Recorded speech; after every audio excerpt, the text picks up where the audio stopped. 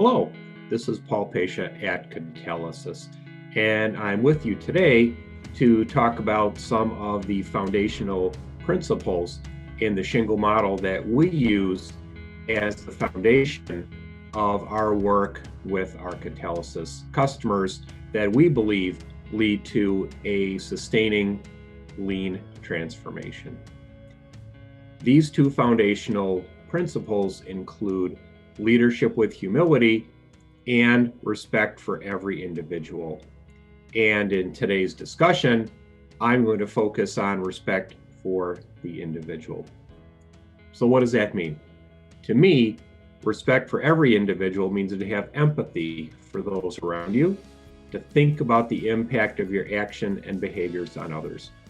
I believe that in order to have empathy for someone, you need to be able to walk in their shoes and understand their perspectives.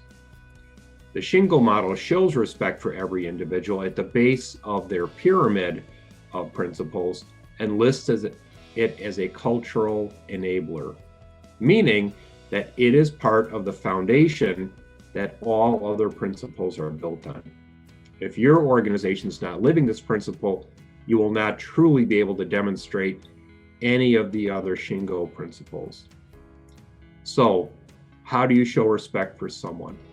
I'd like to share with you 5 behaviors that leaders can practice that demonstrate respect. First and foremost, and foundational to lean, is go to Gemba. Gemba, the Japanese word simply meaning the actual place or the place that work happens. Going to Gemba is the best way I've found to walk a mile in someone else's shoes. Observing and gaining an understanding of how someone does their job will help you to be more respectful. Not only that, but showing an interest in the work they are doing is another way to show respect for every individual. When you're in Gemba, ask humble questions, keep an open mind. Second behavior, create and maintain a safe environment. People feel respected when they feel safe. Create and maintain a safe environment where staff can speak out and share ideas. Not only do staff need to feel they're safe from physical harm, they also need to feel safe to bring forward concerns or ideas without retribution. That is psychological safety. To do this, it's important that the leaders practice active listening without interrupting and ask open-ended questions presented in a humble manner. There should also be processes in place to collect feedback about staff concerns and gather their improvement ideas for experimentation. Shift accountability closer to the front line. Third behavior. Shifting accountability as close to the front line as possible is another way to demonstrate respect for every individual. This behavior shows staff respect by allowing them to use their strengths and abilities to contribute to the organization's success. This will increase the level of pride they have for their work, as well as their happiness at work. One word of caution.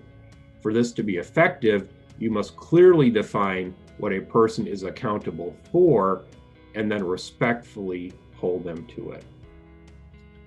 Number 4, develop people. Another way to show respect is to develop your people. One great way to do this is to ensure that all staff members have an active development plan. When a leader shows that they are invested in the personal growth of their team, it makes employees feel valued, therefore they feel respected. And then 5th and last, always assume best intentions. Assuming best intentions means you don't react blindly to a situation. You must first seek to understand and ask clarifying questions. When you assume positive intent, you're looking for the what and the how rather than the who and the why.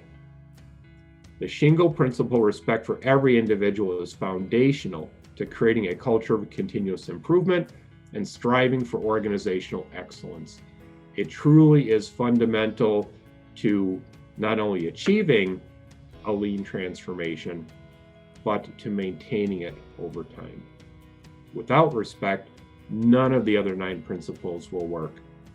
If you don't get this principle right, it will undermine your entire cultural transformation.